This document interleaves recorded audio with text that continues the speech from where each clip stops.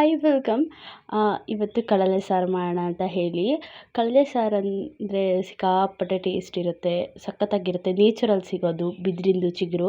ಹಾಗೆ ಇದಕ್ಕೆ ಹೆಸರು ಕಾಳು ಹಾಕಿ ಕಳಲೆನ ಹಾಕಿ ಬೇಯಿಸ್ಕೊಂಡಿದ್ದೀನಿ. ಹಾಗೆ ಅದಕ್ಕೆ ಸ್ವಲ್ಪ ಅರಿಶಿನ ಉಪ್ಪು ಹಾಕಿ ಬೇಯಿಸ್ಕೋಬೇಕು. ಹೆಸರು ಕಾಳನ್ನ ನೆನೆಸಿಟ್ಕೋಬೇಕು 2 ಗಂಟೆ ಮುಂಚೆನೇ. ಈ ಕಡೆ ಸ್ವಲ್ಪ ಖಾರ ಹುರಿಯೋಣ ಅಂತ ಹೇಳಿ ನಾನು ಕೂಡ ಬಾಣಲೆ ಇಟ್ಟು ಇದು ಮಾಡ್ತೀನಿ. ಬಾಣಲೆಗೆ ಒಣಮೆಣ್ಸಿನ್ಕಾಯಿ, ಹಾಗೆ ಸ್ವಲ್ಪ ಕೊತ್ತಂಬರಿ ಕಾಳು ನಂದು 2 ಹಿಡಿಯಷ್ಟು ಒಂದು ಸ್ವಲ್ಪ ಹಾಕ್ಕೊಂಡಿದ್ದೀನಿ. ಕಳಲೆ ಕ್ವಾಂಟಿಟಿ ಮೇಲೆ ನಾವು ಖಾರ ತೆಗಿಬೇಕಾಗತ್ತೆ ಅಲ್ವಾ, ಹಾಗಾಗಿ ಜೀರಿಗೆ 1 ಸ್ಪೂನ್, 1 ಏಲಕ್ಕಿ, ಹಾಗೆ ಗಸಗಸೆ,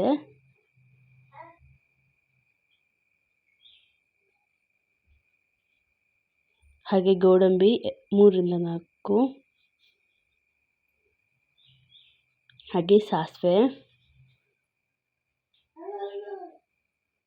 ಉದ್ದು 1.5 ಸ್ಪೂನ್ ತೊಗೊಂಡಿದ್ದೀನಿ, 1.5 ಸ್ಪೂನ್ ಲೆಕ್ಕದಲ್ಲಿ. ಹಾಗೆ ಬೇಳೆ, ತೊಗರಿಬೇಳೆ ಬರುತ್ತಲ್ಲ ಅದು. ಹಾಗೆ ಇದಕ್ಕೆ ಏಲಕ್ಕಿ ಕೂಡ ಆ್ಯಡ್ ಮಾಡ್ಕೊತೀನಿ. ಏಲಕ್ಕಿ ಆರಬೇಕು, 6 ಕಾಳು. ಹಾಗೆ ಚಕ್ಕೆ ಒಂದು 3-4 ಪೀಸಷ್ಟು. ಹಾಗೆ ಇದಕ್ಕೆ ವಾಟೆ ಹುಳಿ ಅಂತೀವಿ ಮಲೆನಾಡು ಸೈಡ್, ಇದು ತುಂಬ ಚೆನ್ನಾಗಿರುತ್ತೆ. ಅಮ್ಮನೇ ಮನೇಲಿ ಮಾಡಿರೋದು. ಹಾಗೆ ಇದಕ್ಕೆ ಅಕ್ಕಿ, ಮನೆ ಅಕ್ಕಿ ಇದ್ದರೆ ಒಳ್ಳೆಯದು. ಕಾಳುಮೆಣಸು 1 ಸ್ಪೂನ್. ಇದು ಚೆನ್ನಾಗಿ ಫ್ರೈ ಮಾಡ್ಕೋಬೇಕು.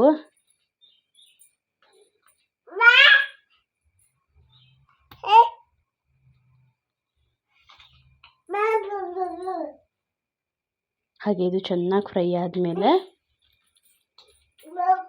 ಸ್ವಲ್ಪ ತಣ್ಣಗಾಗಿ ಬಿಡೋಣ.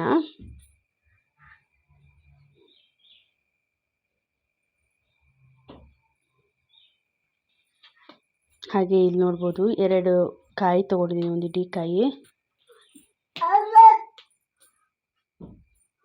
ಇಲ್ಲಿ ನೋಡ್ಬೋದು ಈರುಳ್ಳಿ, ಹಾಗೆ ಬೆಳ್ಳುಳ್ಳಿ 3-4 ಹಾಕ್ಕೊಂಡೆ. ಬೇವಿನ ಸೊಪ್ಪು ಹಾಕ್ಕೊಂಡಿದ್ದೀನಿ, ಅದನ್ನ ಕಡ್ದಿಟ್ಕೊಂಡಿದ್ದೀನಿ. ಹಾಗೆ ಇಲ್ಲಿ ಕಾಯಿನ 1 ದೊಡ್ಡ ಇಡೀ ಕಾಯಿನ ತೊಗೊಂಡಿದ್ದೀನಿ, ಅಂದರೆ 2 ಹೊತ್ತಲ್ಲ, ಅದನ್ನ 2 ತೊಗೊಂಡಿದ್ದೀನಿ.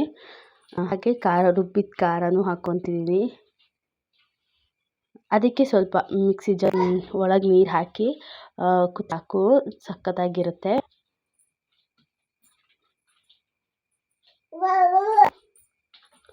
ನಾನು 2 ಗ್ಲಾಸ್ ನೀರು ಹಾಕ್ಕೊತೀನಿ. ಇದರಲ್ಲಿ 2 ಗ್ಲಾಸ್ ನೀರು ಹಿಡಿಯುತ್ತೆ. 2 ಗ್ಲಾಸ್ ನೀರು ಹಾಕ್ಕೊತೀನಿ. ಸಖತ್ತಾಗತ್ತೆ ಟೇಸ್ಟ್ ಮಾತ್ರ. ಯಾಕಂದರೆ ನನಗೆ ಹೆಸರು ಕಾಳು ಹಾಕಿ ಫಸ್ಟ್ ಟೈಮ್ ಮಾಡಿದ್ದು. ನಾನು ಕೂಡ ಬರೀ ಕಳಲೆ ಸಾರೇ ಮಾಡ್ತಿದ್ದೆ. ಹೆಸರು ಕಾಳು ಯಾಕಂದರೆ ತುಂಬ ಹೀಟ್ ಇರುತ್ತೆ, ನಾವು ಚಿಕನ್ ತುಂಬ ಯೂಸ್ ಮಾಡ್ತೀವಿ ಅದರಿಂದ. ಹೀಗೆ ಇಲ್ಲಿ ಒಗ್ಗರಣೆಗೆ ಕೊಬ್ಬರೆಣ್ಣೆ ಹಾಕಿದ್ದೀನಿ. ಕೊಬ್ಬರೆಣ್ಣೆ ಸ್ವಲ್ಪ ಜಾಸ್ತಿನೇ ಹಾಕ್ಕೊಳ್ಳಿ ಒಗ್ಗರಣೆಗೆ, ಸಖತ್ತಾಗಿರುತ್ತೆ. ನಾನು ಸಾಸಿವೆ, ಬೆಳ್ಳುಳ್ಳಿ, ಖಾರ ಸ್ವಲ್ಪ ಆಗಿರೋದ್ರಿಂದ ಒಣಮೆಣ್ಸಿನ್ಕಾಯಿನೂ ಹಾಕ್ಕೊತಿಲ್ಲ.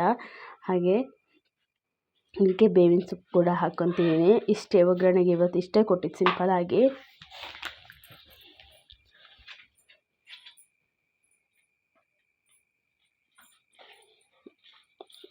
ನೋಡಿ, ಒಗ್ಗರಣೆ ಹಾಕಿದ್ಮೇಲೆ ಅದೊಂಥರ ಸಖತ್. ಹಾಗೆ ನೀವು ಮಾಡಿ ನೋಡಿ. ಹಾಗೆ ನನ್ನ ಕಮೆಂಟ್ ಬಾಕ್ಸಲ್ಲಿ ಕಮೆಂಟ್ ಮಾಡಿ ಯಾವ ಥರ ಸಾಂಬಾರು ಬಂದಿತ್ತು ಅಂತ ಹೇಳಿ.